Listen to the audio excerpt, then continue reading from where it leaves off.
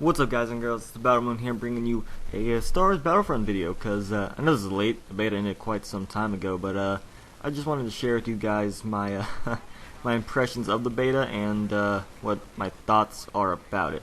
Also, before the video begins, leave this video a like and subscribe if you haven't. And also, before this video begins, I got my fucking desk today, and it's amazing. I love it. It's so nice and big. Now I can record a lot more and upload a lot more for you guys. But yeah.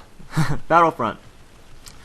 So I did play the beta. I played it when it first came out, and my cat's up on my desk, and she's trying to bite my mic, but I played the beta. I actually really enjoyed it. There are some problems, and I'll get into that later, but first, let's talk about the positives of the beta, or stuff I thought that was pretty good about the beta.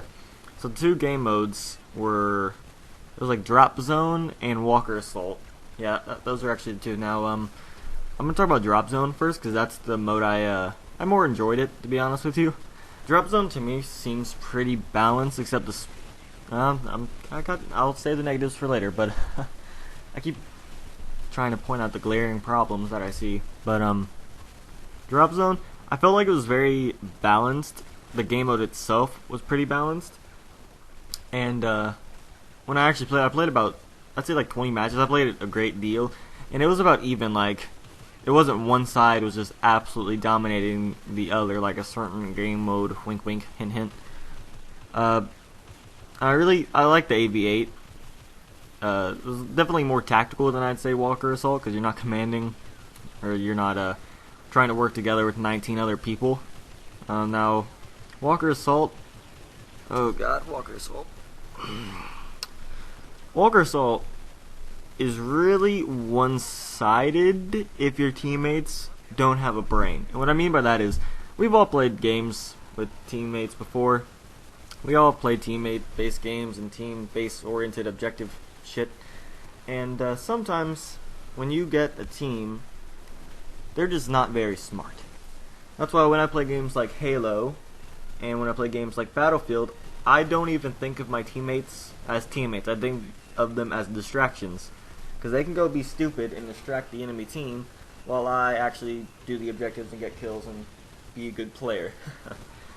I'm trying not to sound like a dick, but that did kind of sound dickish, didn't it? But with Walker Assault, your teammates don't really have to have a brain to win as the Empire, because you get vehicles, you just get a lot more ordnance, or heavier ordnance, I should say, because you got the AT-AT, which you can jump in and use that, and you got the two, or the ATSTs, that's what they're called.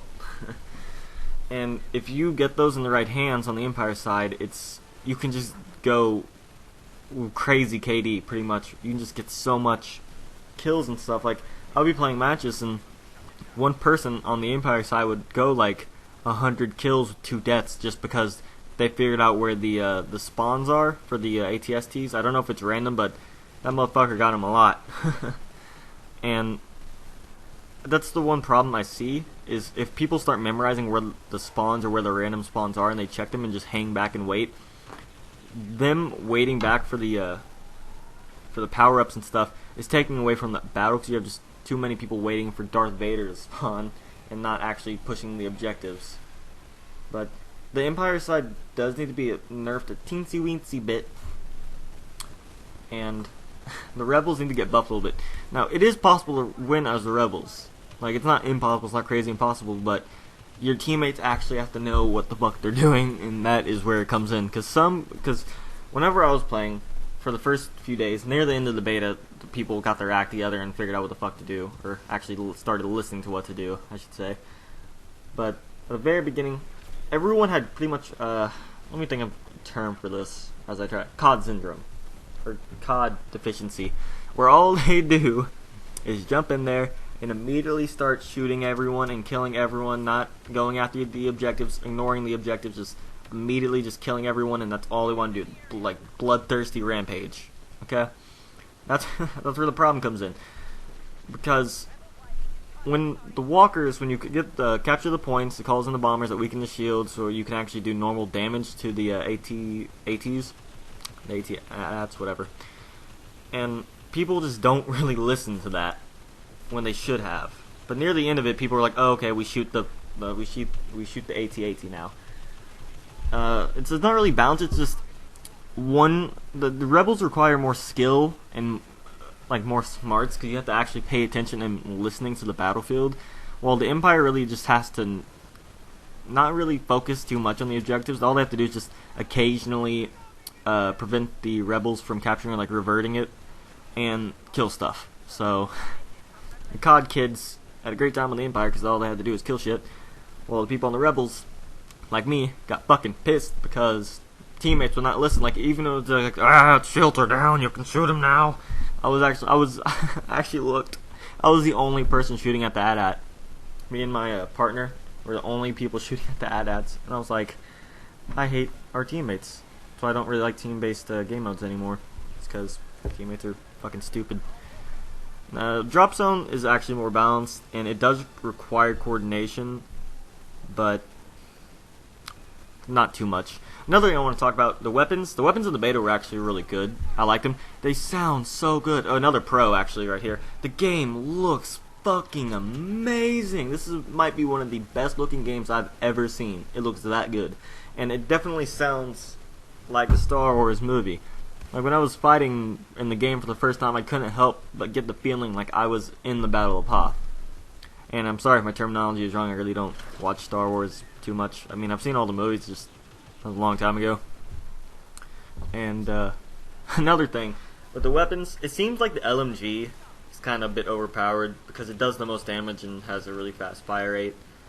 And they don't really need to nerf it or anything.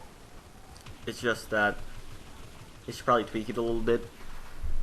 Just change some of the stats a little bit, because I saw lots of people running around with that.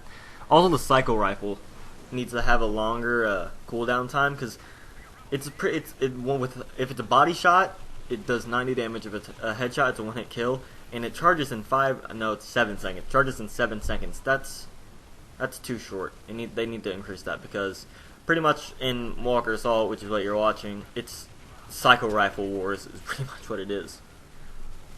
The turrets are actually pretty fun, as I just got shot by one.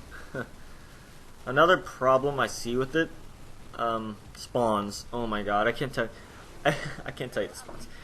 You can get spawn camped so easily on this game. Like, you'll spawn and you won't even, like, the thing is, when you spawn in, you don't know where the battle lines are, and most of the time you're ending up on the other team's side, spawning virtually in front of another person's barrel, or sometimes you'll spawn behind people, or sometimes you can just run up behind the enemy's spawn and just camp them. Because I did that a few times. I felt really bad about it, but I was trying to win the game, and I was on the rebel side when it happened too. So they really need to tweak the spawns, and also they said that I read somewhere that they were going to add in this feature later on, but it was not present in the beta. Was do the same thing Battlefield you did with Battlefield 4 Dice, where if your teammate or your squad mate is in trouble, like in battle, don't let people spawn on them. Because I can't tell you how many times I was in random games playing by myself, not without any of my friends, to not give me warning or anything, and I would just spawn in, and they'd already be getting shot at, and we'd both die. And I don't blame that, because it's a public game. I mean, I'm not going to join someone's party in a match where I'm just trying to blow off steam or something and play by myself. But still, they need to add a feature where it's like, oh, hey, your teammate, your partner, buddy, he's getting his eye shot at. You can't spawn here. And I'll be like, okay, game, I'm gonna spawn in my base. Oh, is this where I become Darth Vader? Yeah, it is. Oh yeah, heroes. Yes, heroes were really fucking fun.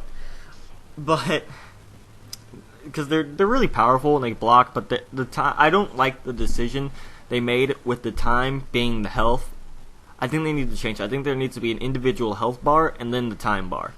Because it kind of sucks when you spawn at the back of your side spawn and you end up being below half health the time you first see any enemy, and they can just bring you down pretty easily.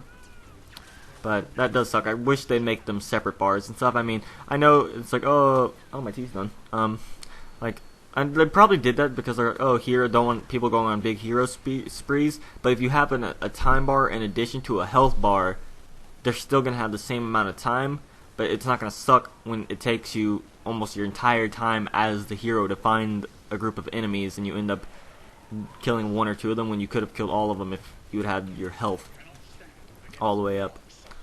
Another thing that I saw was really overpowered, and this is mostly applies to drop zone was the shield. I see lots of people doing the shield, just putting up their shield and then immediately running over to the pod and capturing it. And I feel like that's a bit overpowered because literally that's the only way people captured it. Like no one was. I mean, that is probably due to the lack of the. I think they're called star cards, the middle ones. I'm not sure, but like the actual big power ups you have. That's probably due to the lack of them in the beta. But I still have a feeling that in the actual game the problem is going to persist, and I really hope that doesn't happen because there's gonna be a lot of them in the game, I'm sure. But if everyone's just running out the shield one to capture the pods and stuff, it kind of takes away from the variety of the game, and I think hinders it in a way. But another thing I want to talk about is character customization, which wasn't in the beta. There was a screen that said not in beta, but I'm very interested to see how they do character customization in the game. I'm very interested to see that, and I will definitely be checking it out. Now I won't be able to buy this game at launch because my ass is broke. So now my final verdict is there's a few glaring problems, but overall I did have fun. I had a lot of fun playing the beta. I had a lot of fun with my friends playing it. And when it comes down to, at the end of the day, a video game, if I buy a video game, I want it to be fun. I mean, it's not the most perfectly balanced game. I do think they need to fix the spawns and such stuff that I've already pointed out, the sniper rifle and stuff like that. But I did have fun in the beta. I'm not going to deny it. I had a lot of fun in the beta. And whenever I do have extra money, because the next game I'm buying is Halo 5, because Halo, I can do an entire video on why Halo means so much to me, which I actually might be doing that, because I want to do lots of these things where I let you guys know me and such stuff. But I did have a lot of fun playing the beta, and I thought it was really good, and I will probably pick this game up eventually, but I don't know when, since I have no money. So I hope you guys enjoyed the video. Please like, subscribe, and comment below. Did you enjoy the beta? Did you have fun with it? Answer that below. See you later.